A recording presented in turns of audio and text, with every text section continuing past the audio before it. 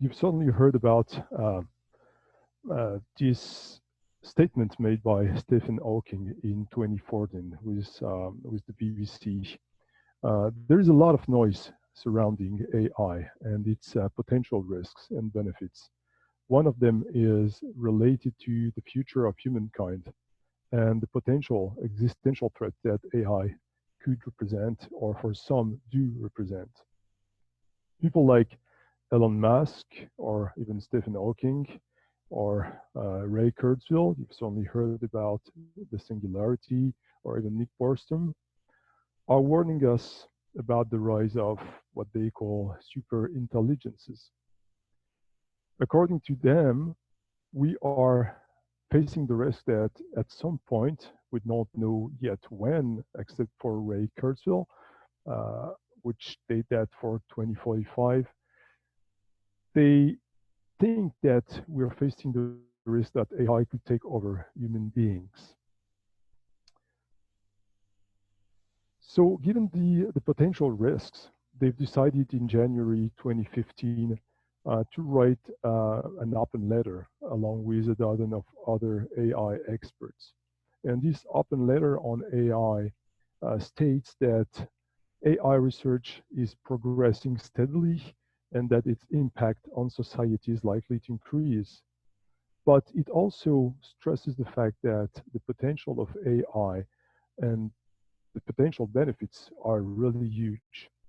So consequently, they are calling the international community and all the people that are involved in the development and use of AI to develop a robust and beneficial AI, which means that this research must focus not only on making AI more capable, as they write it, but also on maximizing the societal benefit of AI. So on the one hand, AI can definitely, as stated by Stephen Hawking, spell the end of the human race. But we all know that on the other hand, it can bring lots of benefits to humankind. It all depends on how we see it, how we perceive it. It all depends also, and that's a really fundamental question, on how we define humankind.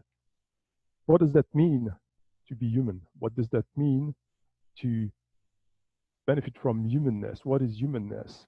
That's a big philosophical question, and I would just tell you right now that there is no clear answer to this question. Definitely.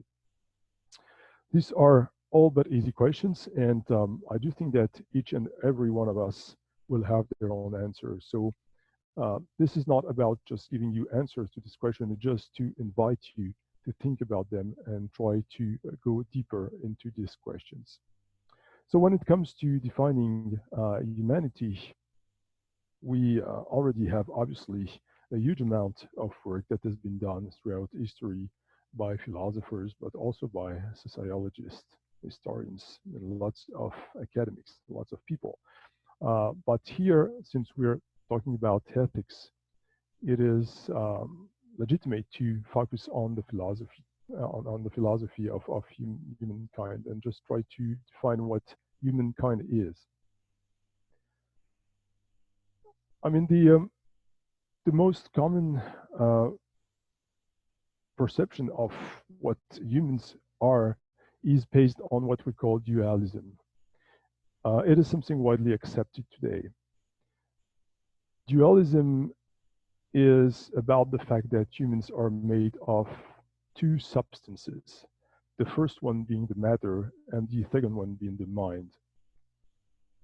If we look at René Descartes' work on that, we can see that the matter is the body.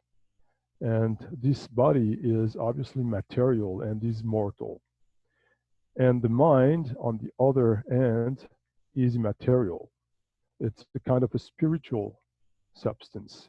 And obviously, it can be separated to the body and it's immortal. It survives the body when the body dies. So this is the basic perception of what dualism is. According to Descartes, the mind is the source of man's freedom, and it makes us different from animals. Animals do not have minds; they just have bodies, and all their behaviors is shaped by their body, not by their mind. They're not think about what they're doing. Conversely, to human beings, so it's a really mechanist physiology and theory. Bodies are just machines. A little bit later, people like Julien Offray de la Métrie just took upon this theory of dualism and applied it to humans. Descartes was mainly focused on animals, human beings being part of the animal kingdom, but de la Métrie actually worked specifically on human beings. So is his body as a machine? Obviously, we are mere automatons. But La Métrie does not think that the soul is a separate substance from the body. It does think that we actually are only one substance. That is what is stated on the quote that you have on the slide here, that man is a machine, definitely, according to La Métrie, but a single substance.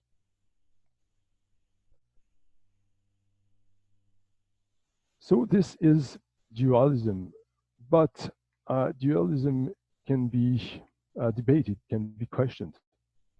If you look obviously at, for example, religion, you will see in the Bible, in the Holy Trinity, what we call the trichotomy, that man is made of three different things: the soul, the mind, and the body. Obviously, you find the same two substances as in Descartes dualism, but you can add the soul to it. And the soul is actually the spirit that is received from God in religions. And this is a spiritual faculty. It's not only about our rationality. It's something that goes beyond rationality.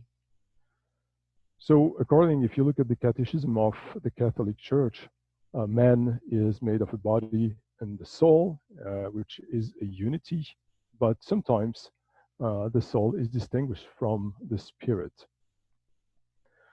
According to the Catholic Church, the spirit signifies that, I quote, from creation man is ordered to a supernatural end, and that his soul can gratuitously be raised beyond all it deserves to communion with God. So with religion, we usually had this third part of the human being, which is the soul, which is distinguished, different from the mind. But in order to understand that, we have to go back to ancient philosophers like Aristotle. Um, for Aristotle, human livings or human beings are things that possesses a spirit. He wrote that on his book called On the Soul that has been published in 350 before Christ. According to Aristotle theory, a soul is a particular kind of nature. It is something that will involve a body. There cannot be a soul without a body. So Aristotle just built on this idea that human beings are made of two things, like in the dualism that has been developed later by Descartes, a soul within a body. But before him, Plato, in the Republic or also in the Phaedo, developed another point of view, saying that human beings are actually made of three parts, which are namely the reason, the spirit, and the appetite. So the soul of the Phaedo, in fact, seems to be precisely what in the first book of the Republic is identified as just one part of the soul, namely reason. Whereas the functions of the lower parts, appetite and spirit, are assigned to the animate body. So you have, again, two different parts in the human beings, a lower part and the higher part. And on the lower part, you have obviously the body, which is made of the appetite and the spirit. But this said, obviously, this idea that human beings are fitted with soul, mind, and they have a body is disputed, like in some wisdom, like uh, animism. You've certainly heard about animism, which is not a theory. It's not a philosophy per se. It's much more something like an anthropological point of view or analysis of ancient religions. But according to animists, all elements of the world, may they be people, animals, or objects, we do all possess a spirit that makes us able to connect with each other. You will find this kind of idea in the Shinto religion, which is a Japanese folk religion. It is, once again, an anthropological analysis that has been developed by Sir Edward Bernard Tyler in the late 19th. You will find also animism in other wisdom, like in Australia with the indigenous tribes that are developing actually a strong totemism. They see the totem as the living entity. You also have that in North America with the Inuit people believing that spirits can possess any entity, animate or inanimate, living or dead. So that questions obviously the idea that only human beings do have a soul or do have a mind. And obviously, when we apply that to AI, that would question the fact that to be human, you need a body and a mind, or you need a body and a mind and a soul. And it obviously questioned the fact that if at some point artificial intelligence can be fitted into kind of a body, let's say a robot, that would have a mind, which is artificial intelligence, would that make them human beings? Or do we need something else? Do we need soul? That's not something that is, I mean, widely accepted. It's only a matter of perspective. So if we just take mere dualism, we can already think that what we call the robots or cyborgs, even if they're not human as we understand the word human, they would be philosophically speaking labeled as human. So when we think about the threat that AI represents to humankind, we have to think about what we mean by human. And at the very end, if we cannot make the difference between human beings and machines, that would be definitely hard to state that AI would be a threat to humankind. We'll see that later. We can obviously see it as the continuation of humankind instead of as a threat to humankind. Interestingly, some people in here on the slide, you have Ronald Arkin. He's a professor at the Georgia Tech Institute in Atlanta. And Ron Arkin has been working on the implementation of moral values in AI and especially in the military field. Ron Arkin does think that AI fitted robots could, on the battlefield, be more human than humans. That's really an interesting statement about the abilities of robots to be more human than humans. I don't really know what that means exactly to be more human than humans. But according to Ron Arkin, if we're able to program AI translating um, moral values into algorithm equations, then robots will act in a more human way than humans. They will not be, for example, influenced by their emotions on the battlefield, which is definitely a big problem. We won't go deep into that. We won't just take time to work on this military things. But emotions on the battlefields are really, really important when you have to make a decision about killing or injuring someone, it's really important to be able to feel the emotions of others and to have your own emotion and to obviously follow your own emotions. So stating that without emotions, robots will be more human than humans doesn't make sense because humans are made of reason and emotions. They're made of both of them. So if you just withdraw emotions, then you're no longer human in the sense that we all know here. But to be more human than humans is really interesting because it illustrates two things, in my opinion. First, it illustrates the fact that we think that morality can be translated into numbers, into algorithms, that it can be programmed. And it's something that is uh, not clearly demonstrated so far. If you look at the work that has been done by Ron Arkin, what you will see is that most of the time it mixes up morality and the law. And what is just saying is that we can obviously program, the laws of armed conflict, and then just equip robots, military robots, with those laws. But legality is not morality. Moral laws, moral rules are not the laws. There are two different things. And the second thing that is illustrated by this statement that robots can be more human than humans is that we think that by programming AI to be moral, we can make robots better than us, or even AI better than us, which means at some point that we think we can control the behavior of AI and robots by just programming them. So you have 2 points that are illustrated here. First, the fact that we think that morality can be transformed, or that it can be translated into numbers and algorithm, and on the other hand, the fact that we do think that we have a control uh, over AI just by programming it.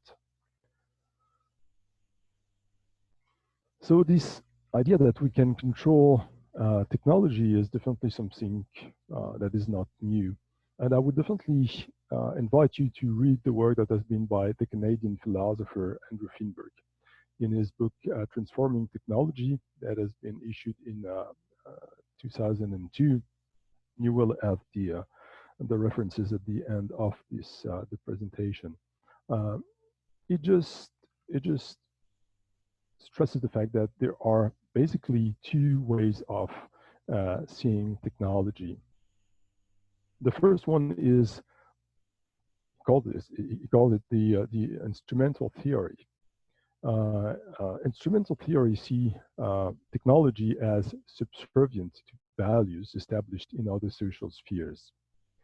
Uh, Instrumental theory basically is the most common perspective, and it's based on the idea that technologies are just tools that are here just to serve our purposes.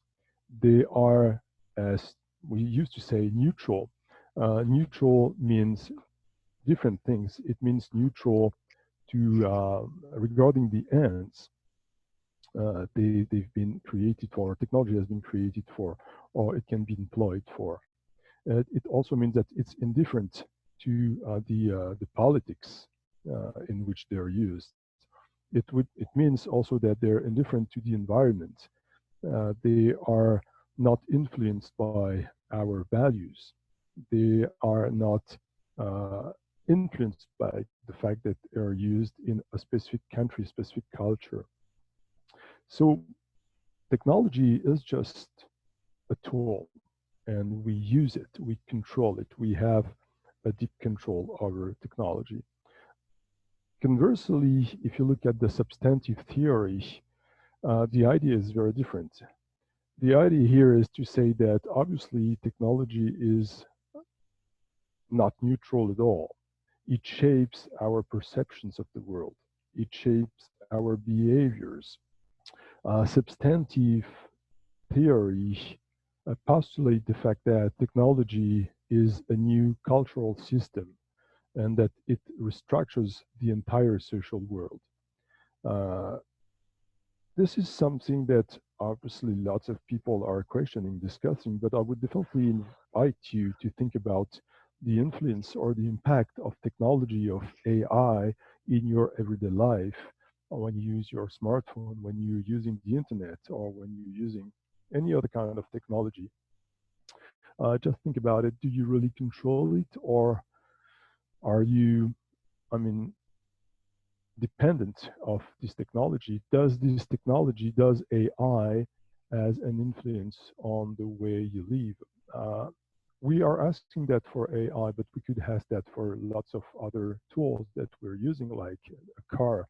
We do think that a car is just a transportation mean that we use when we need it, but it shapes the world around us. Without the car, you would not move further than 2, 3 kilometers. When you have a car, then your sight goes beyond those 2 or 3 kilometers. And then you think about making shopping, doing shopping. You would say, I will not go to the nearby store. I will drive to the biggest one, which is cheaper, right? So this is the way technology can shape the way you see the world. Obviously, the internet, computers have definitely shaped the world we live in today. Social networks have shaped the world we live in today. So the big question is: are we still in control of that? Are those tools? Is technology? Is the internet still a tool that is subservient to our goals, or is it something that is already, moving with its own dynamic?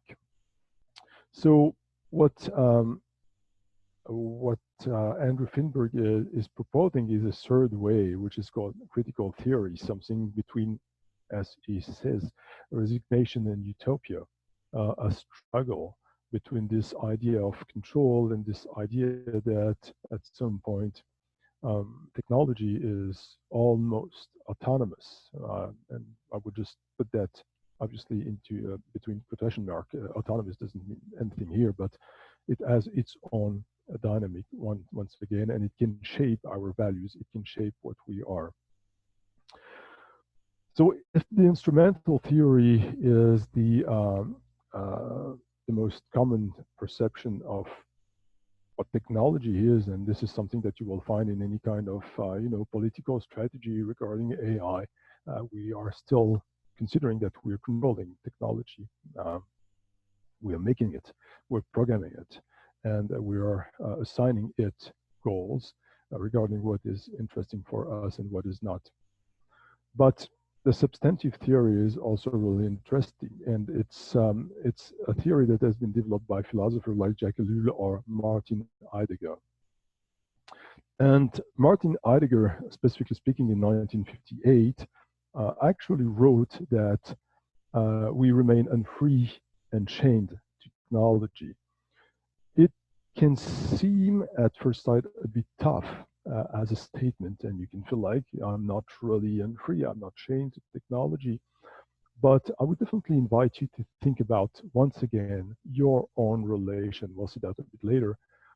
Technology to all the items that you have, and this kind of small smart tools that we're using here and there in our everyday life. The question of our relation to technology is really important, because if we do think that we control it, if we do think that technology is a mere tool, then we will not question the consequences of the development of technologies such as AI, because we will think that we are in control. Um, I've worked in the military, the French military, for 25 years, and so lots of my references are based on my experience in the military. And back to this idea of military robots that some people would call killer robots. Uh, the big question is, in the military, we do think that lots of people actually think that we are in control. They develop this concept of the man in the loop. at the very beginning, saying that we are at the core of technology. We can just push a button and stay stop, or we can push a button and make a decision. But technology is not supposed to be autonomous. It's not supposed to make its own decision. Automation is something that is accepted. Autonomy is something that is not accepted by lots of people in the military. But later on, what we've seen is that actually our role within the technology has been a little bit weakened. So we've developed another concept.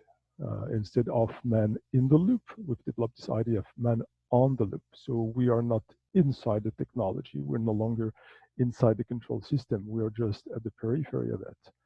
So we're still there, but we've actually given some autonomy to the system. And now we're at the level where we're thinking about human out of the loop.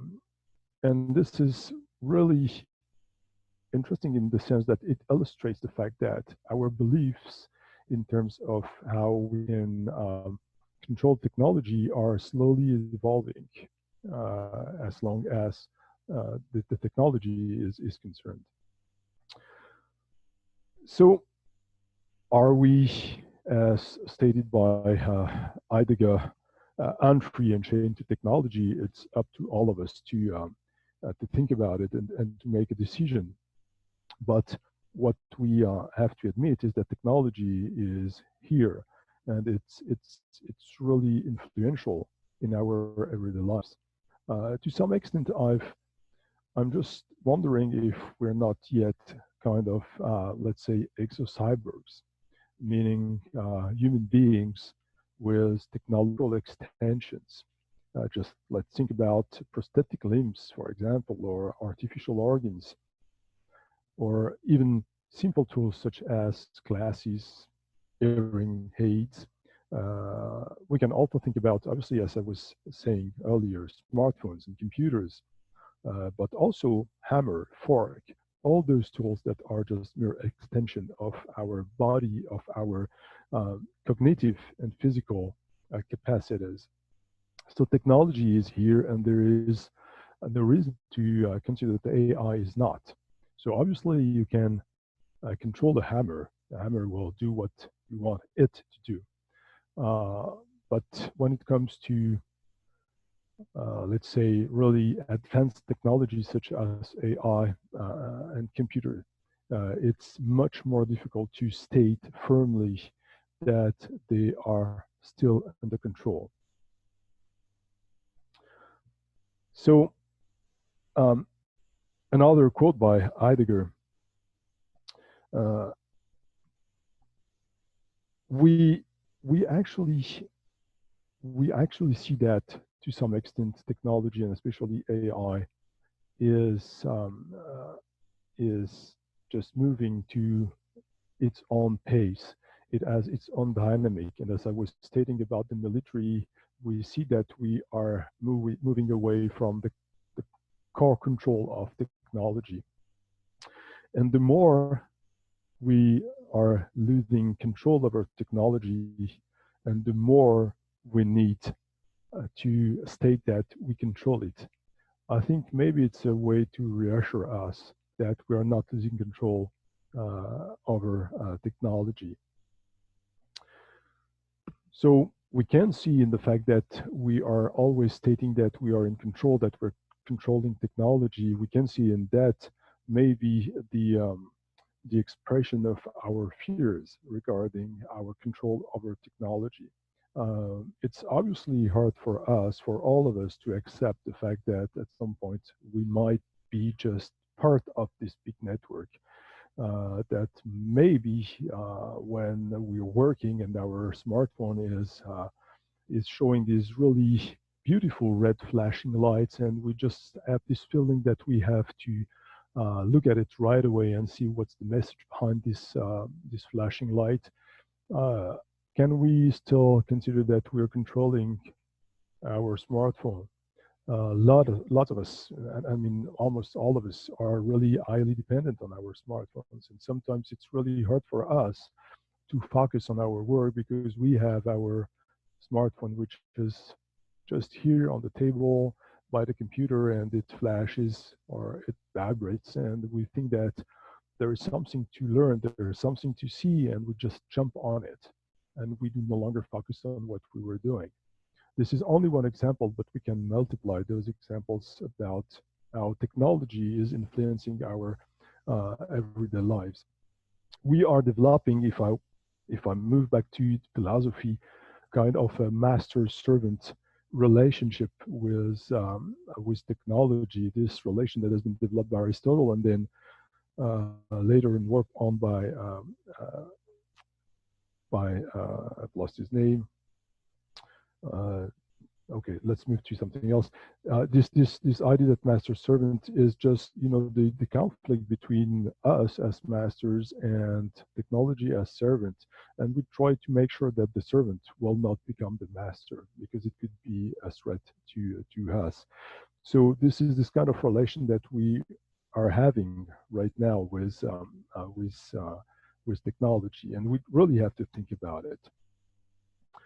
So this is the end of the first part, and if Professor Scaris agree on that, we can take 2 questions. Yes, Emmanuel, certainly. Well, first of all, thank you for the very interesting first part. Let me go through the chat, and I see a few, well, there are really comments and really good feedback. There's one that is really interesting that I would like to throw it to you. Is from Martha, that she said, Heidegger has a really broad definition of technology. It would be interesting to see how far can that go.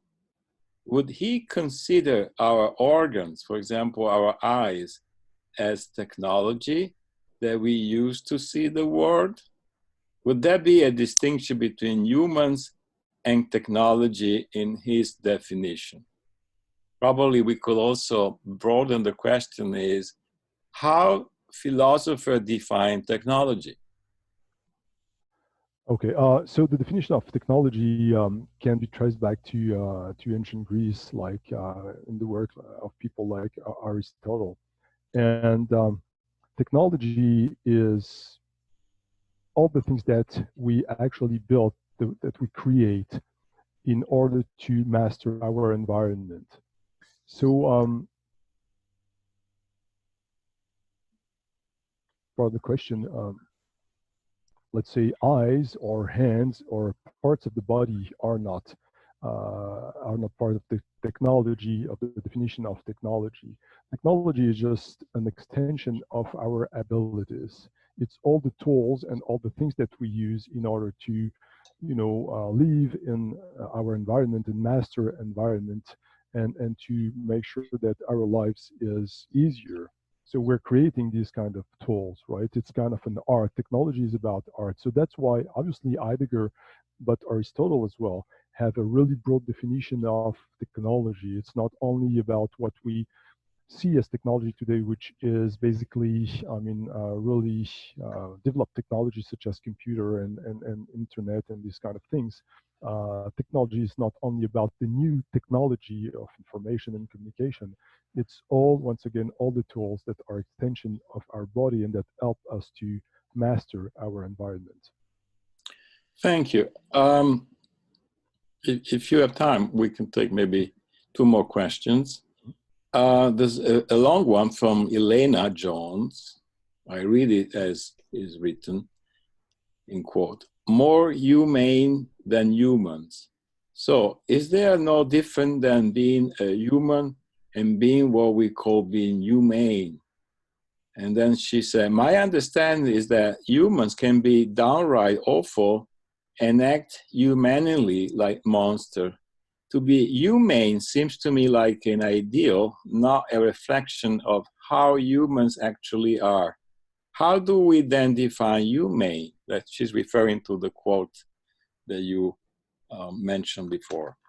Yeah, that's a really interesting distinction that is adding much more complexity to what's been said so far. And obviously, you can see a difference between human, which is just body and the mind and the soul on one side, and what we call humane, the humanness, which is the very essence of human being. So you can make this kind of difference. You can add it to the difference that we've seen so far. That makes things much more complex. But I would say humanness is made of two sides, the good and the bad sides, right? What makes us human can be seen also as the conjunction of these kind of things. I mean, we'll speak about virtues and values. Uh, if there is no fear, courage does not exist. If there is not a dark side in every human being, what is the value of the bright side? So we value the good because we know that we are capable of the worst, because we know that really deep inside of us there is this bad side that can just pop up at any time.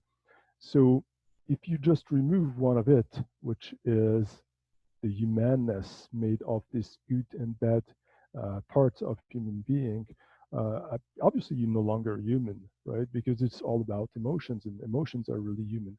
So you can make the distinction, but at some point you will see that they are interconnected. You cannot just separate humans from their humanness, because the humanness is the ontological definition of what a human is. Thank you, Emmanuel. A question and a comment. One comment said, if you could speak a bit more loud, because somehow it seems that the tone is not high enough. And Okay. the question that the last question for this part is from Andrea Manieri. It's really not a question, but it's a comment that maybe you can uh, refer to. He mentioned, we have two dimensions in which technology, broadly speaking, threatens to slip from human controls. One is a dual use, like weapons used by humans against other humans.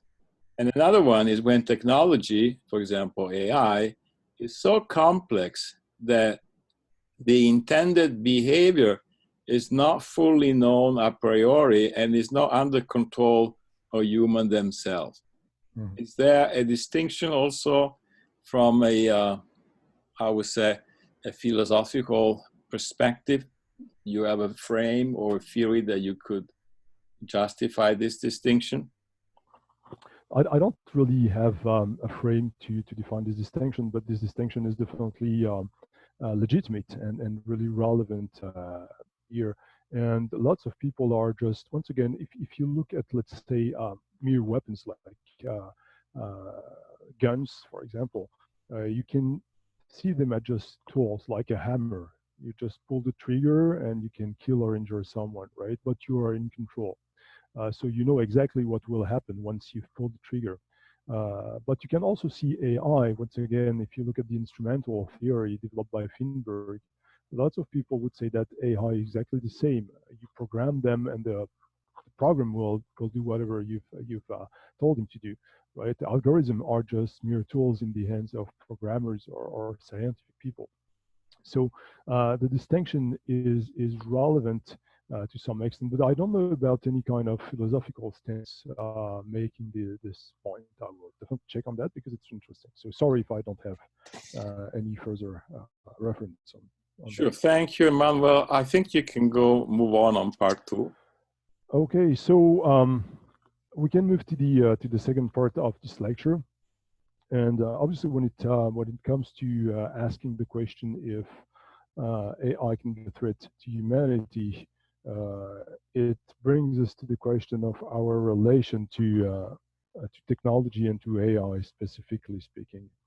So the question is AI a friend, or is it a foe, or is it maybe something in between?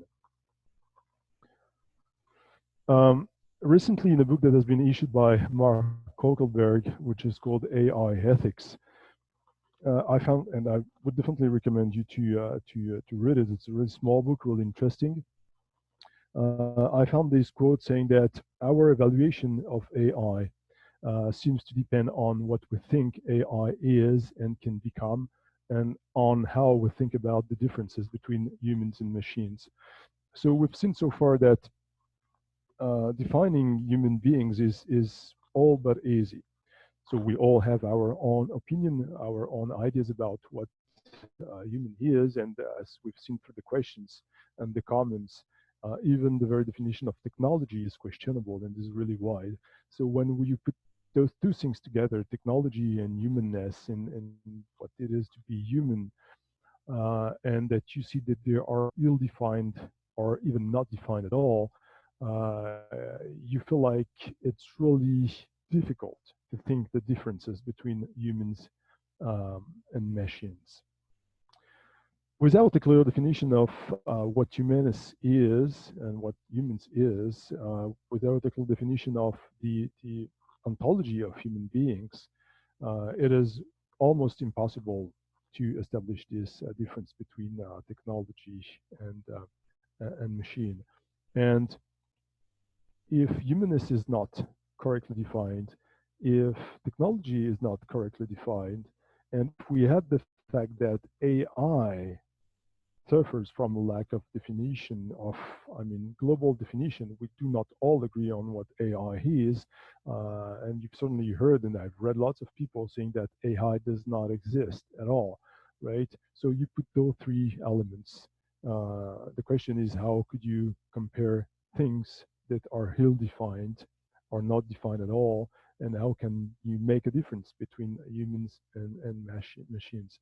So it is all about our perceptions, about the way we see things. We basically assume that we are different from machine, right? And we are different and we can control technology.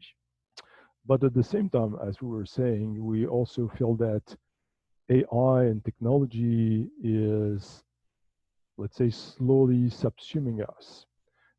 So you can agree or not with Heidegger saying that we are now unchained in the chain to technology, but at some point we all have this feeling that technology is really present in our everyday life, and that sometimes we cannot really move away from the influence of technology. So when it comes to our relations to technology, there are many ways to see it. Obviously, we told that AI can see as mere technological tools made of algorithms. We can also see it as something that makes technology more human. And back to this idea of humanness, maybe it will help us to build the next generation of humanness, which is maybe possibly made of only the good part of human being. We will do good, we will never do bad, right? We will not rely on our emotions. We will all be rational beings. But that obviously poses the question of what do we mean by good? What do we mean by bad? And we all know that things that are considered as good here and now, and that would be considered bad by other culture, by other people. There are things that have been done in the past that were considered as good, but people who were acting in a certain way that we are now labeling as bad. So this idea of human is the next generation of human being good, which would make them more human, is dependent on the definition of what we mean by good or right. So this is again a matter of definition, a matter of perceptions of what good and bad is. But what we can accept, what we would agree upon is that we all interact with this machine. And when we interact with this machine, we do not always interact in a rational way. You can see on the left-hand side of the slide uh, a small robot, which is presented as part of the family, right? And there is no reason to think that the little girl who is on the picture would not see these small robots as kind of a friend. there is no reason to think, because it's mostly the case with kids, that she will not transfer her humanness to these robots. It looks like a human being, is anthropomorphic, it looks really nice, and you can interact with it, and it will not do harm so far. So it can become a friend. We all have these small objects, the small toys that we've had when we were young, that we still have for some of us, and with which we have a really strong emotional relation. And we are able to see those toys as living things, living toys, right? And we would not even destroy them. We cannot get rid of them. We cannot just throw them in the bin, right? We think that they are part of us. So this relation that we're building with robots and AI is really complex. You can see AI as part of the family. You can see robots also as agents, which when you can interact, asking for direction. For example, like in Japan, you know that there are those robots that are welcoming clients in some big stores in Tokyo, and you can interact with them, right? So far the interaction is pretty limited, obviously, but it is improving slowly. When you look at the elders, we know that the interaction with robots, with AI systems, is really important. They makes them feel less isolated, and we can see that right now because of the health situation and the COVID-19. We can see that in some retirement home, for example, we do need this kind of interaction through AI. We've seen. I don't have lots of examples, but I know that in France, my home country, that in some of this retirement home, we have robots that will have people doing sports. They will play games with them. They will interact with them, right? And there is no reason, the same way as for the little girl in the picture, that Helder will not see in those robots kind of human beings. They have a body, they have a mind, they're able to answer questions, they are able to interact with you. So at some point, we and the elders and even the youth are able to transfer their humanity to robots. And if I go further to that, I would even say that we've all heard about people that are considering their car as something living, right? Something that has a really strong value. Back to my experience in the military, your weapon, the weapon you carry when you're on the battlefield, is something more than just a tool, right? You develop a really strong relation with it.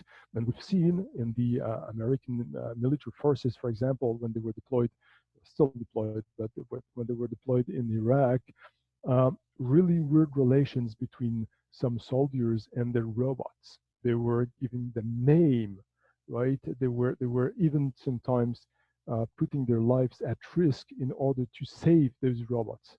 So our relation to technology is really complex. And I was saying earlier that maybe we now are just a node within this big technological network, as you can see once again military reference on the right hand side of the slide. Maybe we're just a node. We're just part of this big technological network.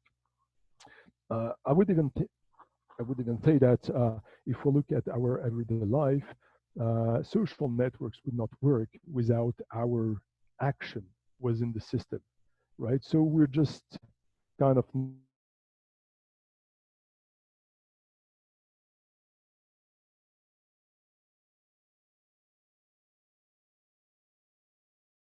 that reproduce it. We just like it, or we just share it with others, right? So we are playing this role of just a another tool within this big network that makes the network work. So our relation to robots is not only about controlling; it's also about our ability to feel empathy towards AI. You've certainly seen the movie Her. in which the main character is falling in love with an algorithm, and that's something that is not totally absurd. If you watch the movie, you can understand the feeling, right? Not only because the voice is really beautiful, but because you can put yourself in the shoes of those people that are so isolated that they will just grasp whatever they can to feel less lonely, right? And at some point, they will develop these emotional relations with AI systems, with technology.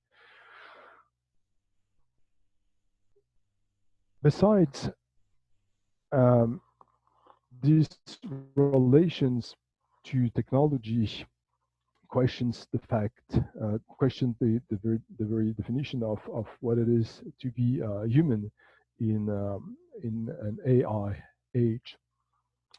Being human can be, like we've said, just a dualist perception of human beings, saying that we have a body, we have a mind. So defining what is a mind is really difficult. It can be separated in mind and soul, but a body is also difficult to define. Obviously, we would all agree that the body is made of flesh and bones, but nowadays we can see also people that have prosthetic limbs, and you can see on the slide the case of Amy Mullins. I guess you know her. She's an American athlete, and she was born in the 1975, and she had a medical condition that led to the amputation of her lower legs. So she is equipped now with those prosthetics, and you will have the reference at the end of the slide as well, at the end of the presentation. I would definitely recommend that you watch her TED conference that she's given in 2009. And at that point, she was saying, that's really interesting. She was saying, I quote, "Today I have over a dozen pair of prosthetic legs that various people have made for me. And with them, I have different negotiations of the terrain under my feet, and I can change my height. I have a variable of 5 different aids." It looks like it's no longer something that is problematic, but on the contrary, being equipped with those prosthetics become kind of a big advantage for her, right? And she's presenting it as something that has become a big advantage. And because a perception of her prosthetic limbs as something that is helping her instead of weakening her, has led her to become a model. And she's been a model since 1999 now. You will find a lot of pictures of her on the internet. So what she also says is that, and I quote, people that society once considered to be disabled can now become the architects of their own identities, and indeed continue to change those identities by designing their bodies from a place of empowerment. So this is something interesting. It means that we are moving towards kind of a new standard of what human being is and what the body is. The body is no longer about just bones and flesh. It's also about uh, the ability that we have to enhance this body through technical technology and technical items such as prosthetic limbs. And what she's saying is that it will obviously shape our identities. You can see yourself as a disabled person, or you can see yourself as someone who is differently able, right? And maybe if you have prosthetic limbs, or if you have any kind of other technological tools within your body, maybe you will think that it's just empowers you. So the reluctance we had at first with disabled people that had this kind of that were using this kind of tool has slowly changed into something like a fascination for these new technological tools that are just empowering us, that are improving our abilities, and it obviously question our humanness. if we consider with Descartes and La Métrie and others that the human beings is made of a body, flesh and bones, and a mind. You can see also something really interesting that you will find quite often on LinkedIn, which is called the hero harm, and you have the link to the website of the hero harm on the slide. And if you follow the link, you will read the following thing. Uh, I quote: "Meet the hero harm, the world's first medically certified 3D printed bionic arm with multi-group functionality and empowering aesthetics." This first thing is really interesting because once again you find this idea of empowerment by prosthetic limbs, but you also find this idea of the aesthetic of it, right? It makes, and if you look at the pictures, obviously the three kids are smiling, and to them, I think it refers to the power of superheroes, right? Clearly, that's why one of them wear a prosthetic arms, which looks like Iron Man arm, sorry, and the other one is referred to Star Wars. So this is, even the aesthetics is something that you look at those kids, and maybe some of us could feel like, wow, that's great, I would like to have this, without thinking of the fact that at first those kids were disabled because they were missing a limb for a reason or another, which is a really big pain and suffering. We only see the result, and the result is pretty appealing, we have to admit it. Then, if we goes on with the quote and the that is on the website of the Euroharm, you can read that the Euroharm is a lightweight and affordable myoelectric prosthesis. So, which means that it is now available to lots of people because it's no longer expensive. And then they write that it it can be used for amputee, obviously adults and children, but the very end of the quote is, "Welcome to the future, where disabilities are superpowers." So once again, it's all about our perceptions of technology, and what if those prostheses would be equipped with AI, and they will be equipped with AI, and especially to be able to interact with our neural activities. We will be able to control our fingers, to control the hand. So AI is here, right? And our perception of it will definitely shape the way we see what it is to be human.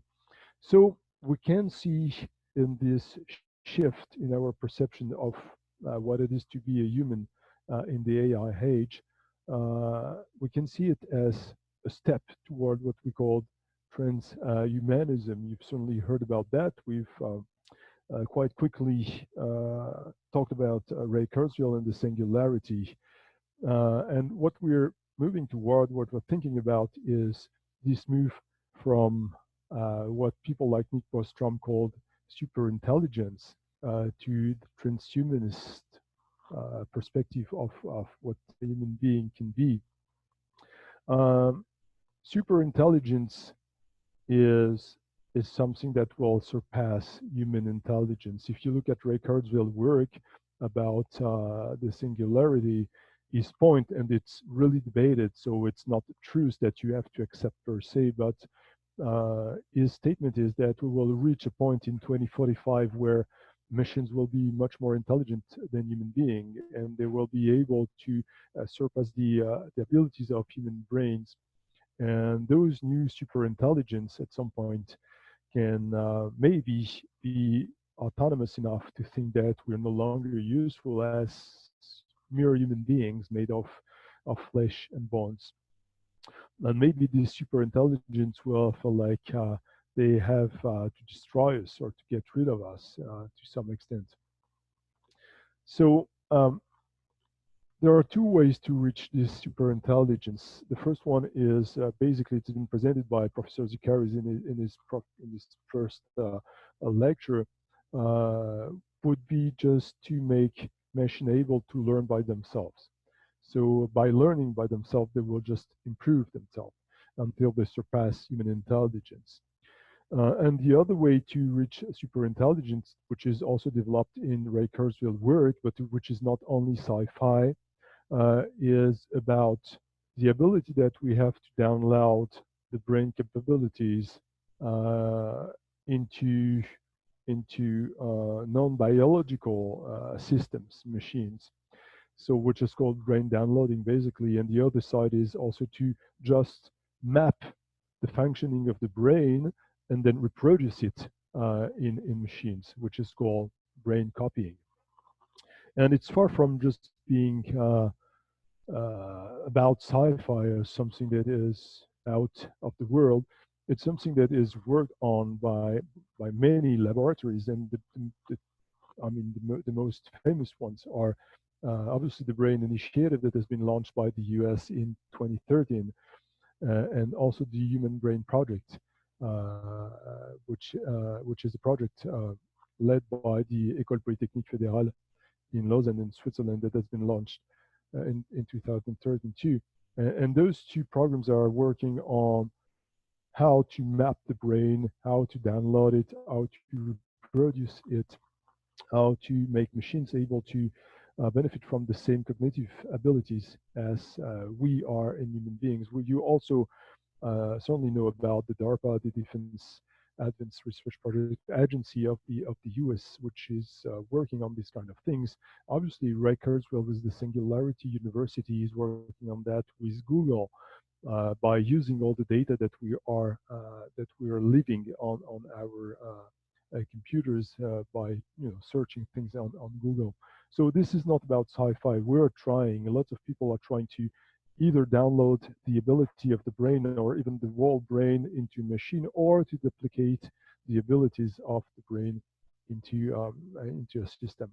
The first option will make us able just to transpose what we are, and I mean our brain, our cognitive abilities, but also our memory, our identity, our personality into a machine by then downloading what is inside our brain.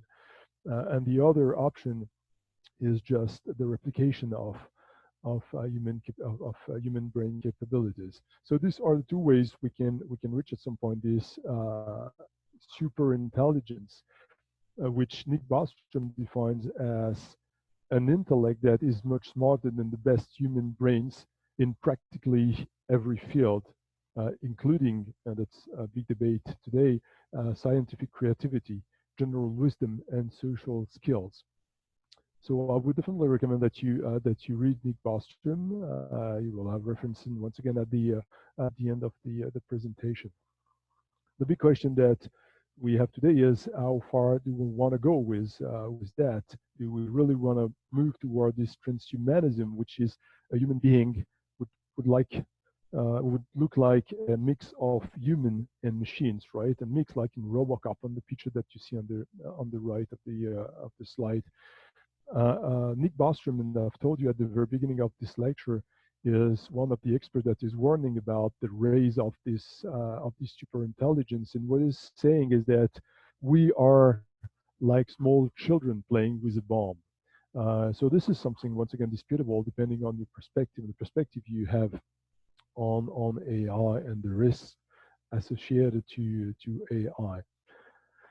Let's just have a quick look at what Ray Kurzweil is saying about the singularity. So the book, which is titled "The Singularity is Near," has been highly debated and is still really debated, and especially because Ray Kurzweil is just giving us some, milestones and dates, and especially saying that singularity will be reached in 2045. Some scholars, some academics, some philosophers and thinkers would agree with him, some other would not. The question is not to to uh, to decide upon the fact that singularity will happen in 2045. The question is much more: is singularity something that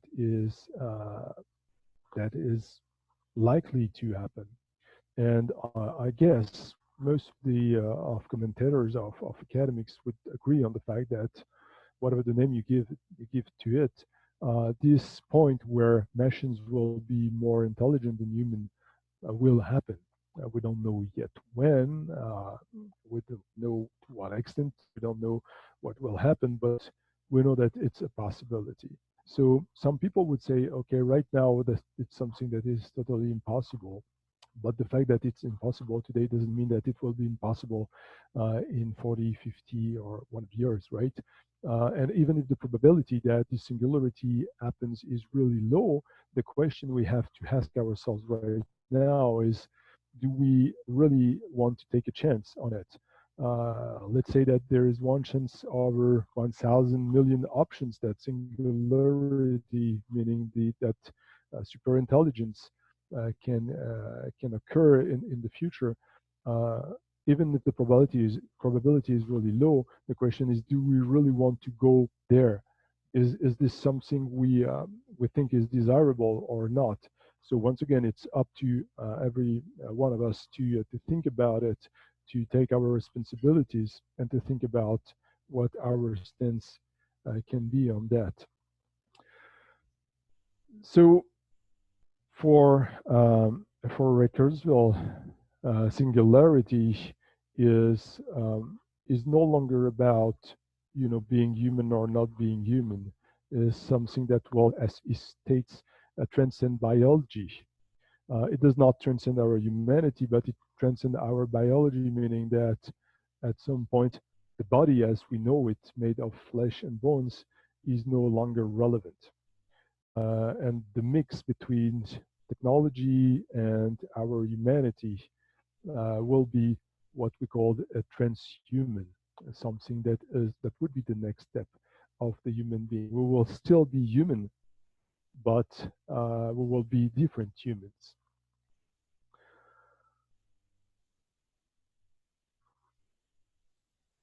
So this is the end of the second part. If there is one or two questions, I would be happy to take them. Thank you, Emmanuel.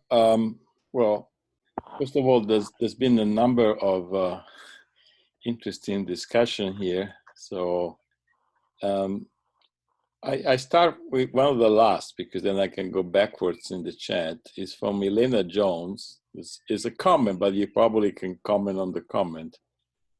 It's it might be that without questioning larger systems, we take for granted. Roberto, I lost you. Oh, you don't hear me?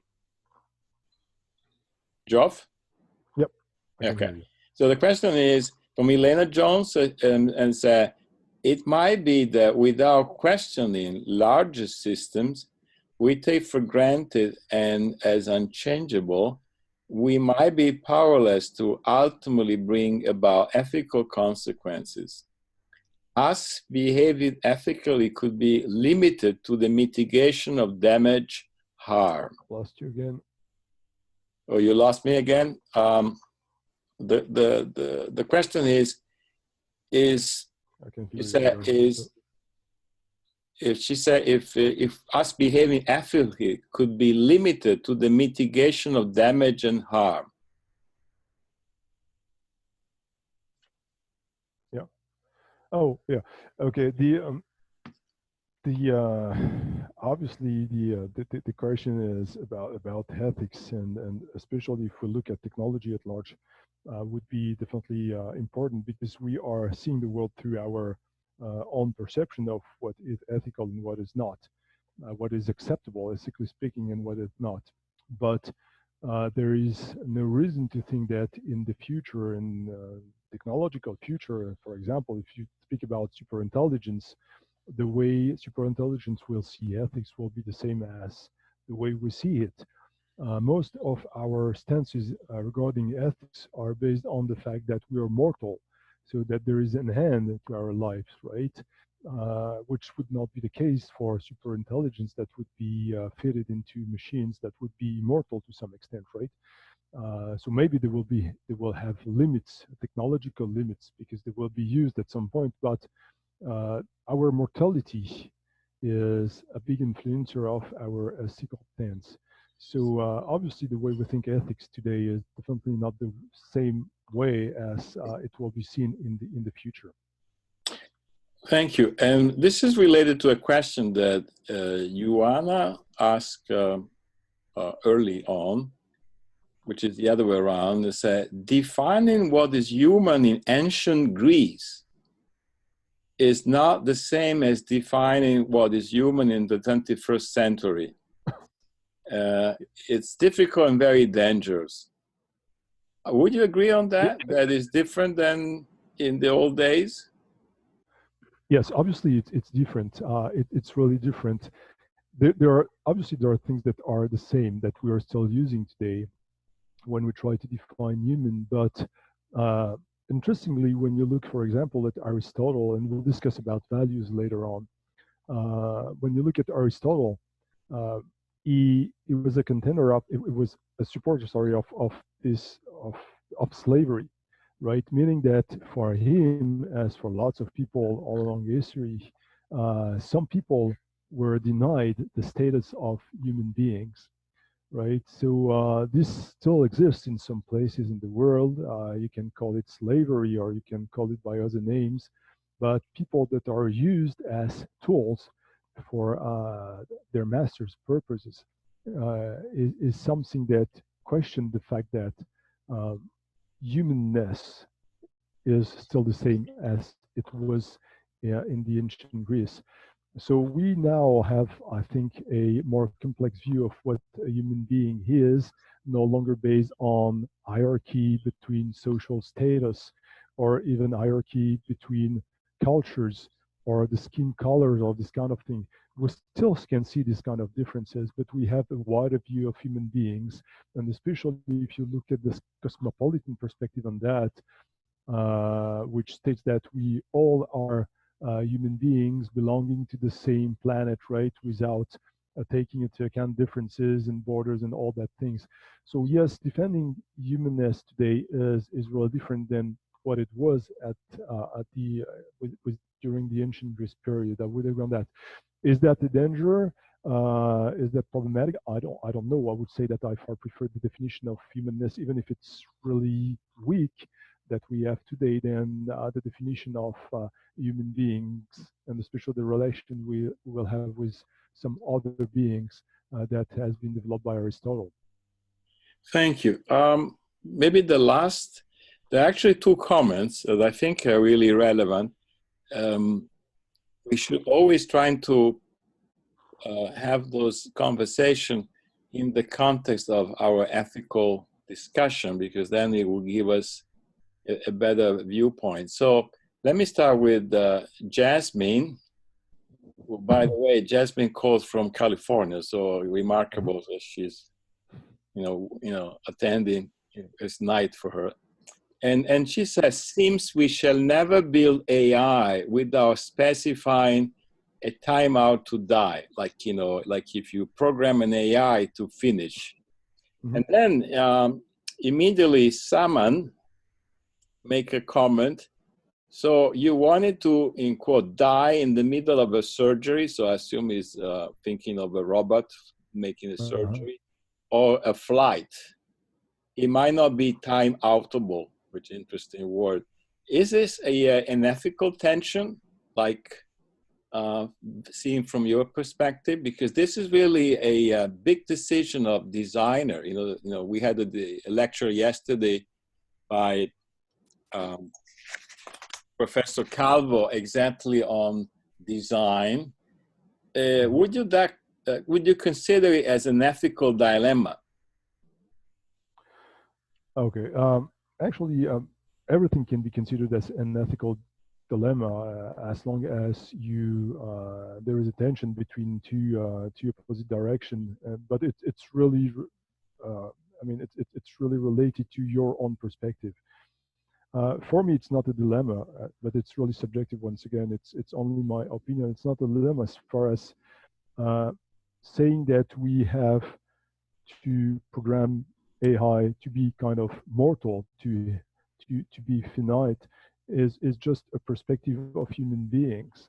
And I don't know And I'm not sure that this perspective of the finitude of human beings will be still relevant in 50 years or 60 years. We are all looking at AI not only as something that is threatening humanity, but also as something that can improve our life, right? That can relieve us from suffering, that can at some point even help us to live forever. And we are all, I mean all, we humanity is looking for immortality, right? This is a quest that we have been in for a long time now. So we're looking for immortality. So at some point, fact that systems must be mortal will no longer relevant, will be no longer relevant. So I don't think that it's so far an ethical dilemma. But I do understand that for some people that can question, obviously, the fact that maybe those robots, what will happen if they're all immortal? There will be a multiplication of those systems, what will happen in the world. And maybe we would like them to some extent have the same characteristics than humans. But if we reach the point of singularity where those super intelligence will be able to make their decision by themselves, why would they be mortal? There is no need for that. We are mortal. We know that from the very beginning. We know that we're mortal, and we know that if we would not be mortal, there would be obviously the big issue related to the fact that we are aging slowly, that our body is weakening, right? And that we will suffer, that we will, feel pain. So we know that mortality is one of the attributes of human beings, right? But there is no way, according to me, to think that it will be an attribute of super intelligence, of AI in the future, of transhumans, or even of posthumans. Thank you. I would say, would you like to continue with part 3? Yes. Yes. Okay. So let's move to part 3 now, and just try to think about where we're going with AI. Obviously, uh, thinking about where we're going uh, means that we've thought about all the things that we've seen so far about our relation to technology, about the definition of what it is to be human, about the mix between technology, the control of technology, and all those things. So we cannot think about where we're going with AI without thinking where we are and where we come from, right? So we really need to all have a clear idea of all the things. Obviously, there will not be any kind of compromise on the perspective that we all have on what AI is, what it should be, and what it will become, right? But it's all about having a reflection, because behind that there is a responsibility. We have a collective and an individual responsibility to make the wiser decision, right? And as citizens of our country, where we have this opportunity to make our voice out loud, to vote, and to be part of the decision made by our political leaders, we have this responsibility when it comes to subject like the development of AI, to know what we're talking about, to know where we're going, and then to have reflected on where we're coming from. So I've told you about this open letter that has been signed by scientists, among which Elon Musk and Stephen Hawking. Uh, if you look at the open letter, you will read what is on the slide right now. This open letter states that because of the great potential of AI, it is important to research how to reap its benefits while avoiding potential pitfalls. So when we think about where we go with AI, uh, there is what we want and there is what will happen. What will happen is pretty difficult, if not impossible, to foresee. We all have opinions about what AI will become in the future. Once again, back to Mark Zuckerberg quote, it's a matter of perspective, a matter of perception, a matter of the way we see AI, the way we dream about AI. But if what will happen is totally or almost unforeseeable, what we can state is what we want it to be, which direction we want to take with AI. Obviously, most of the people would say that we would avoid potential pitfalls, right? Because pitfalls could lead at some point to a threat to humankind, and if not to humankind, it can be a threat to us as individuals.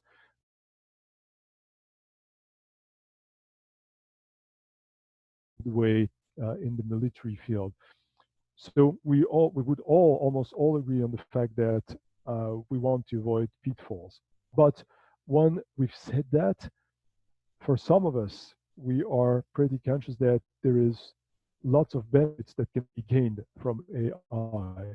So here, back to the moral dilemma, there could be a moral dilemma for some people. For some of them, there would not be a moral dilemma at all. But for those who are reflecting on that, you can just put in the balance, on the one hand, the benefits that are promised by AI, and the other end, the risks that is represented by the development of AI. And then you will have to make, we will have to make decisions about which direction we want to go.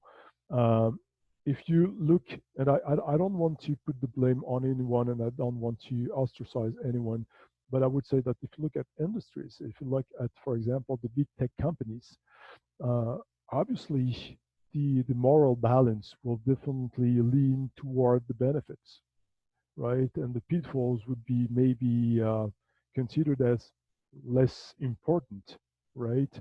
So this is due to the fact that the benefits are benefits that can be gained quite quickly, while the pitfalls and the threats are really long-term, long-range perspectives. And as human beings, since we have a limited range of life, we can see that, okay, I really don't care, and I've heard that before. I really don't care what will happen when I will be dead, right? In the next generation, in the next 100 years, what I really care of is what I can gain right now from the development and the use of AI. When we're using, and it's not only about tech companies and industry and these kind of things, people that are just making money. It's also about us as individuals and using those systems, those smartphones that we all have. I have mine just right near to me on my table. And I have this computer. And because I buy this system, because I use this system, obviously I favor the development of AI by big tech industry. And I can't see any way in our modern societies, and I would not say that it's something that is shared in the whole world, but in modern societies, I can't see any way that the future generation will just get rid of technology just because it can pose a risk to humankind. I can see even people that are following Greta Thunberg saying, I will no longer use the internet, I will no longer use my smartphone, I will no longer use my computer just because there is a risk for humankind, there is a risk for the environment, there is a risk for this and that. And this obviously brings us back to the question of our relation and our interaction with technology. Are we still in control? Are we dependent on technology? That's the big question, right? But when you put in the balance the pitfalls and the benefits, you can face moral dilemmas saying, okay, let's say I have a job in this kind of big tech companies and my incomes depend on that, right? And my family depends on my incomes. So upon the decision I will make between ethical concerns about the pitfalls, potential pitfalls, and ethical concerns about the benefits, obviously I will suddenly see the benefits, the immediate benefits of AI, much more than I will care about the long-term potential, risks. So when we think about where we go, we also think about what we want and what we value. And this is where values are really important. And this is, once again, and I know that for some people, I've heard that here in Canada, people saying when I'm always stressing the fact that definitions are really important. I've heard that here in Canada that it's really something European, if not French, to focus on definitions, right? I don't know if it's true, if it's really European, but what I know is that it's really important because, from my experience, when you discuss about things like I've done in the military about autonomous weapons, for example, and that around the table people do not have a shared definition of what autonomy means, obviously discussions and debates are pointless. So definitions are really important. And in terms of value, there is no clear definition of what is a value. So we can just give some clues about what values are. But what do we talk about value? It's just because when you put once again the benefits and the risks on the balance, when you have to make a decision, you will have to decide what you value most. Do you value the survival of humankind, or do you value the well-being of your whole family? And what is more valuable than the other in this case? Do you think that humankind is more valuable than the well-being of your family? So that's something that is really subjective, obviously. We can obviously have an ethical judgment on that, saying that, putting your well-being and the well-being of your family first, not taking into account the survival or the well-being of humanity, is not ethically acceptable. But once again, that would be really related to a specific situation, your perspective on what is ethically acceptable or not, your culture, your environment, lots of things, right?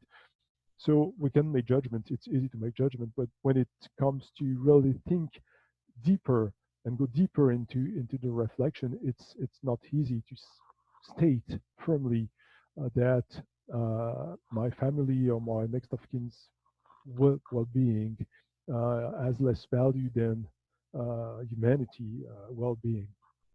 So values are really important when we have to make this decision. Basically, we can say that values are moral judgment, right? They're moral judgment, but they are um, encompassed in a lot of collective perceptions that we all have. My personal values are obviously influenced by my French origin, my French culture.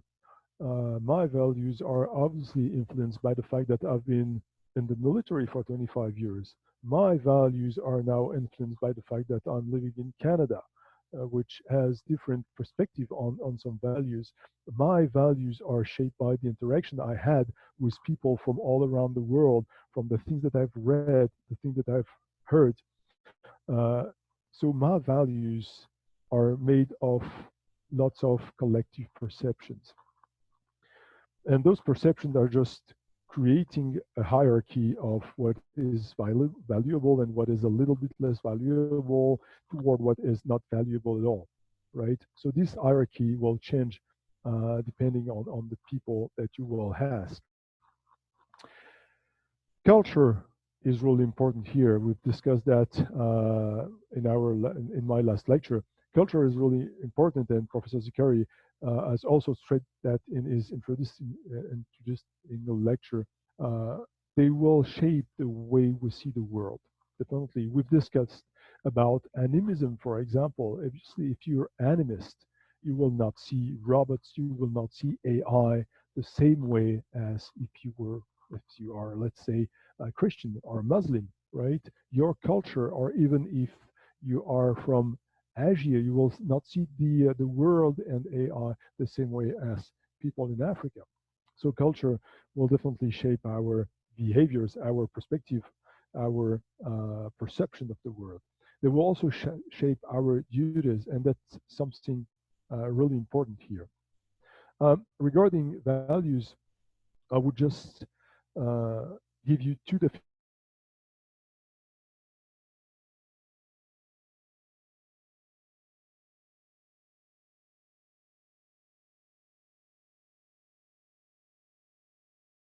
To deep orientation that structure individuals' representations and actions. And the other definition, which is would just complete the first one, is by Bernard Valade, and it's values are the expression of general principles, fundamental orientations, and first of all, collective preferences and beliefs. So this is the big picture about values, right? But obviously, we could just take all the words of all those definitions and question them, and we would definitely be able to bring our own perspective on what values are. So there are system of beliefs, right? Once again, they are culture related. So values are really numerous. There are several values. There is they, this is accountable. Definitely, we cannot count them. We cannot know how many values there are in the world. And even sociologists like Max Weber, you certainly heard about Max Weber, uh, postulate the fact that there is a polytheism of values, meaning that we have different value systems in the world, and that those different systems are sometimes struggling with each other, right? So we cannot just bring our value on the table and say, look, we want to go this way with AI because I do feel like humankind is much more important than the well-being of my country, of my people, my friends, my family, right? That can be a perspective, but it's not a universal perspective for many reasons, right? And sometimes our values, individual or collective values, will definitely enter into conflict with values of other people. And we all see that in our everyday life when we have debate, for example, on political subjects, right, with friends. We do not agree because our values are not the same, right? Depending on which party you belong to, you will have a different perspective of the world. So what is true at the individual level is obviously true at the collective level, at the world level. And the bigger the picture, the more complex is the issue about values. I've told you during my last lecture that ethics is basically about the relation between people living under moral constraints. So those moral constraints are highly shaped by collective values, right?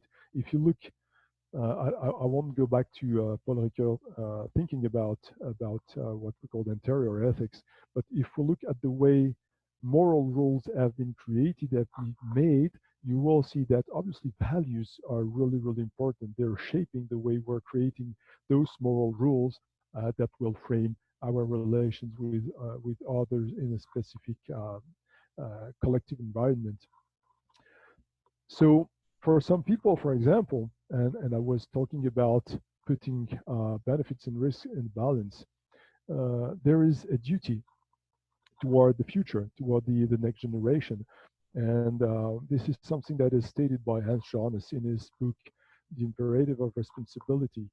The main idea of Hans Johannes is to say that we we have a responsibility to make sure that humanity will not be destroyed, right? The imperative, and I just remind you if you don't know about the imperative, is stated as, quote, act so that the effects of your actions are compatible with the permanence of genuine human life, end of quote.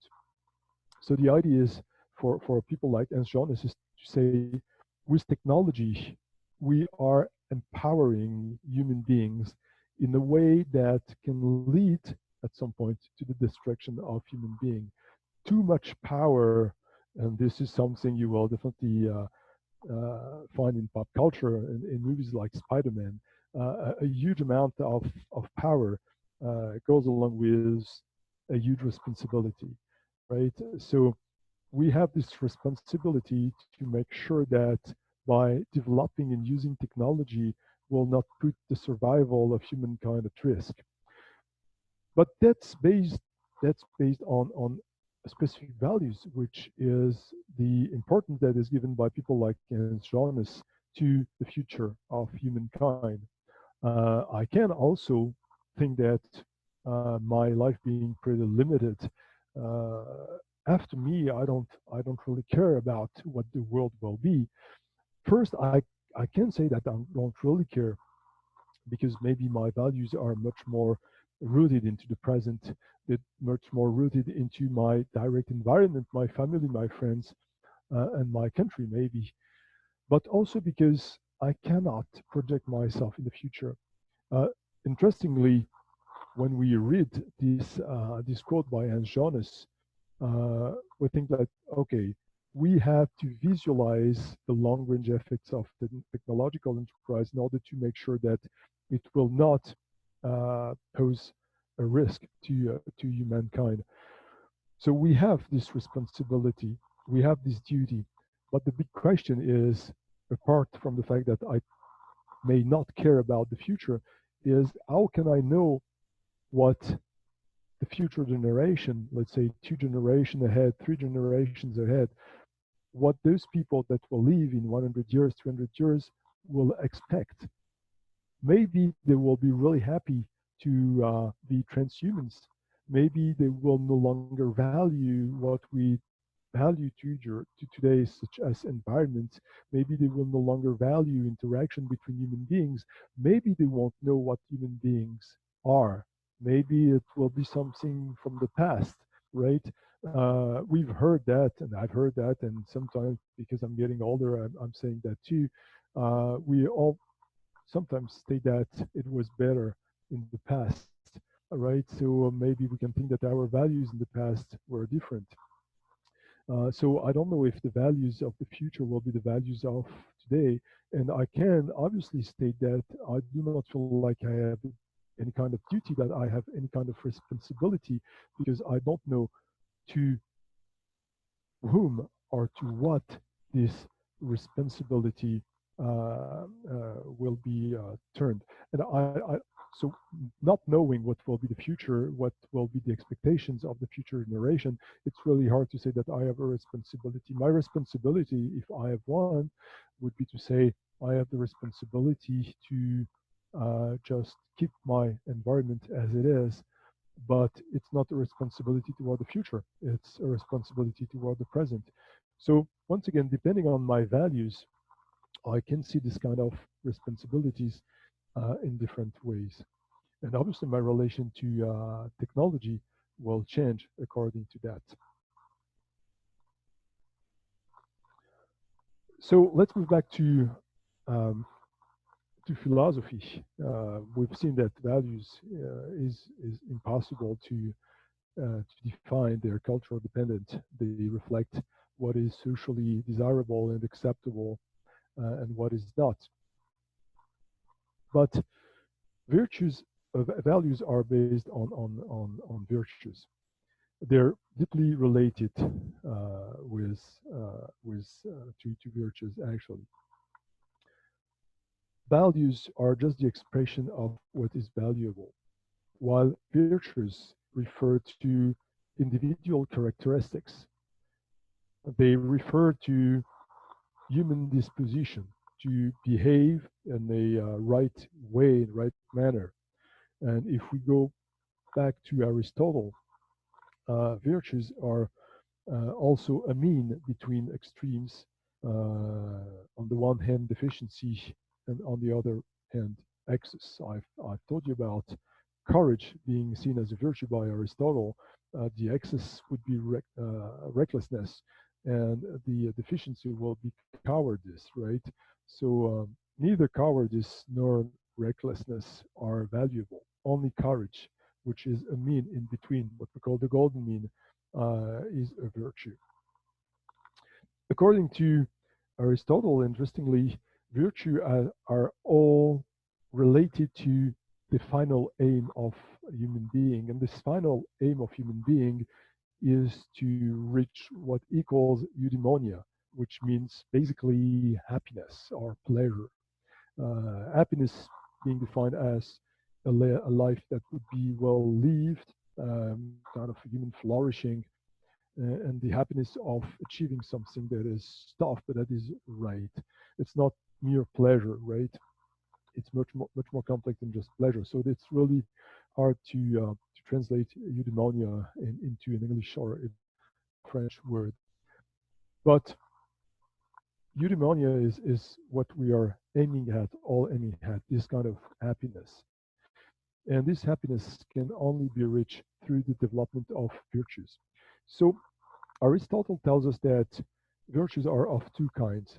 The first kind is called intellectual virtues. Intellectual virtues are acquired by inheritance and education.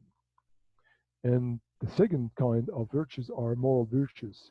And those kind of virtues are actually learned through practice and habituation, what Aristotle calls habitus. Intellectual virtues that are acquired by inheritance and education helps us to reach what we call the truth. And there are five of them: scientific knowledge, artistic or technical knowledge, intuitive reason, practical wisdom, and philosophic wisdom. Moral virtues are concerned with um, choices, the action. They are concerned with our passions and the control we have over our passions in order to act in the right way. And here you will find many other virtues, 11 actually. So overall, Aristotle identifies 16 virtues. Uh, those virtues will definitely shape our values and are shaped on the other side by our values. So depending on your value, you will think that you have to develop this or that virtue. Back to my own experience, and you will certainly find an example in your own ones. As a military, courage is definitely a virtue, and it's a value as well, right? You have to be courageous. But if you're not working in an environment where you are threatened all the time, when you have to put your life at risk, maybe courage will not be at the top of the list of the virtues you feel like are valuable, right? So maybe you will not be inclined in developing this kind of value that we are developing in the military, right? So they will obviously shape our decision. They will shape our perception of the world. 16 virtues um, identified by Aristotle. If you look at another philosopher, André Consponville, who wrote a short treatise on the great virtues, he lists 18 virtues. Some of them are the same as Aristotle, some other are really different. If you move back to Plato, Plato would just state that there are four cardinal virtues. We'll go back to them. And if you move to religion, you look at Christianity, they will just bring on the table three other what we call theological virtues, right? So you can see that virtues that depends on values and that will shape values on the other hand are as ill defined as values. So making a decision virtuously is really hard. And once again, it's really subjective. They virtues cannot be defined, right? So whatever the decision you will make, whatever the kind of virtue you want to develop, it is your own perspective that will shape your decision. So on the slide right now, you can see the four cardinal virtues that have been developed in the Republic and the Protagoras by Plato. Namely, you can see temperance, which is also called restraint, prudence, fortitude, which is also named courage, and then justice. These virtues can be found, albeit with other names, in Aristotle's Nicomachean Ethics.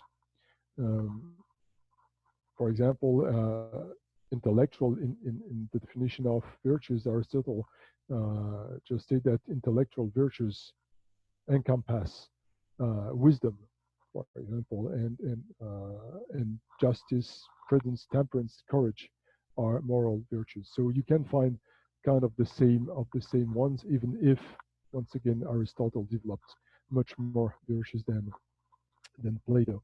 If you go into that, you have to look also at Thomas Aquinas' work on those cardinal virtues. And interestingly, in his Summa Theologica, he sets a hierarchy between those for virtues. First, according to Aquinas, comes prudence, which is the virtue that disposes practical reason to uh, to make good choices in every circumstances. So the point, according to Aristotle, with prudence is to use the right reason applied to practice in our everyday life. So it helps us to judge correctly upon what is right and what is wrong in any given situation. Then comes justice, which is the moral virtue that consists in the constant and firm will to give their due to God and neighbor. So obviously, when it comes to giving their due to God and neighbor, it's really a religious statement. But basically, you can say that justice is the virtue that consists in being constant and firm in its will to give people and other people their due. Then third comes fortitude, which is courage, once again, which is a firmness that we have to show when we are facing difficulties. And this firmness goes along with the constancy that we have in pursuing the good, right? So we are pursuing a specific aim, which is happiness, which is something good per se, and whatever the situation, whatever the difficulties we will encounter, we will have to stay firm and constant in pursuing this good. So it obviously allows us to overcome fear. That's the most important thing. So we have to experience fear to be courageous. We have to experience doubt to be courageous. Then fourth and last virtues is temperance, which is, according to Aquinas, the moral virtue that moderates the attraction of pleasures and provides balance in the use of created goods. Um, Temperance is a restraint in our desires, right? It just makes us think about the value of our immediate desires, balanced with the good that we are trying to reach. So, what you see here is that those moral virtues are really important the way we will see AI. They will be important because we have to show some kind of prudence and temperance toward AI, in order to avoid falling into self-destructive decisions. So when we are making decisions about where we're going with AI, we have to show this kind of prudence and temperance. We also have to show fortitude because we don't know where we're going. We don't even know for sure where we are. I really like this idea. Maybe you've heard about that Friedrich Nietzsche work on what we call the superhumans or overhuman, let's say overman, which is easier. Uh, and what Nietzsche tells us is that we as humans are on, quote, a rope fastened between animal and overman, a rope over an abyss, end of quote. We are at that point, at this Nietzschean point between animal that we were in the past and something that is terra incognita, something that is unknown, which is the future, that might be just the continuation of humankind as it is right now. If we can control technology, that might be a transhumanist. If we can mix human machines, that can be posthumanism if it's something that goes beyond human beings, right? We don't know, but we are here in this rope just over an abyss. And we have to obviously show some of our virtues that we've talked about, especially fortitude, courage, in order to go on and to go on towards something we cannot really see. So I will conclude here saying three things because this presentation, this lecture has been made of three parts. I just want to take those three parts in reverse. So the question, where do we go? with AI, um, we are moving towards what I was talking about, this Nietzschean overhuman, right? The superhuman, right? Which is illustrated once again in pop culture by Terminator, Robocop, Iron Man, and all those things. That is also illustrated by the fact that we are praising technology such as the zero harm, right? That we are, even for some of us, expecting, dreaming of it, of this kind of tools that will empower us, that will help us to be more human than humans. So maybe we are moving toward something that goes beyond humanity, something that goes beyond posthumanism, something that would be, once again, posthumanism, something different, something the next step of humanity. Then we'll ask, um, is AI a friend or foe? In order to answer this question, and once again, there is no clear cut on this, and I will not give you any answer. Obviously, I would just say that it will depend both on how we perceive uh, friend and foe and how we perceive AI, but it's also about how we perceive our relation to technology, how how honest we are with the fact that we still control technology, but we are in the way to losing control. To accept that maybe AI is not just it's just not about numbers. It's not about algorithm equations that can be controlled by human beings. So AI can be seen as a friend, or it can be seen as a foe, depending on the perspective on what it can brings you, depending on the benefits you can see, or depending on the risks you can see. And then, obviously, if you see the risk of it, you will focus on the first part of this lecture, which is AI as an existential threat to humanity. But here, the big question will be, once again, how do we define humanity? How do we define humanness? And even look at English words. Obviously, there are differences, but you have different words that would express the same kind of things. Humankind, mankind, humanness, human. You can have these different words, and you will have to put them together to define what is the ontology of human being. And only as soon as you've defined human beings, and considering that you've defined what is AI, then you can make a difference between them, and you can see if there is a threat. If we consider, for example, that transhumanism is the future of human, or posthumanism is the future of human, obviously the question of the AI being an existential threat to humanity is no longer relevant. It doesn't make sense, right? AI will just be and would just be the next step of humanity. I will end there, and I will take, I guess, maybe one or two questions if we have time, Roberto. Thank you, Emmanuel. Unfortunately, we do not have time, but I'd like to thank you for this very interesting lectures. I need to spend the last 3 minutes before we finish to answer some specific question about students. And some of the students were asking about where do they found their grades. You will find the grades directly in your Google Doc as soon as your question have been reviewed. So be patient. We have one week time. You will find the marks directly in your Google Doc with my signature or initial at the side. For those of you who have not received a Google Doc and need the credit points, Todo is a contact person, so each of you will have a Google Doc, and you will receive sets of questions per week.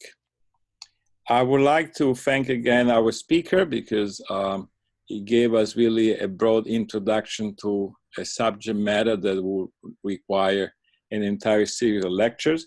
And starting from next week, we go specific. So the next lecture that will be done by Dr. Thomas Grote is really very specific when AI is used in healthcare to assist decision making. And you'll see there's a lot of interesting ethical questions popping up within the domain. So I would like to thank you, Emmanuel, thank you everybody, especially those that really connected from far away, and to our students. I wish you well, stay safe, talk to you next week. Bye. Thank you all. Bye. Bye.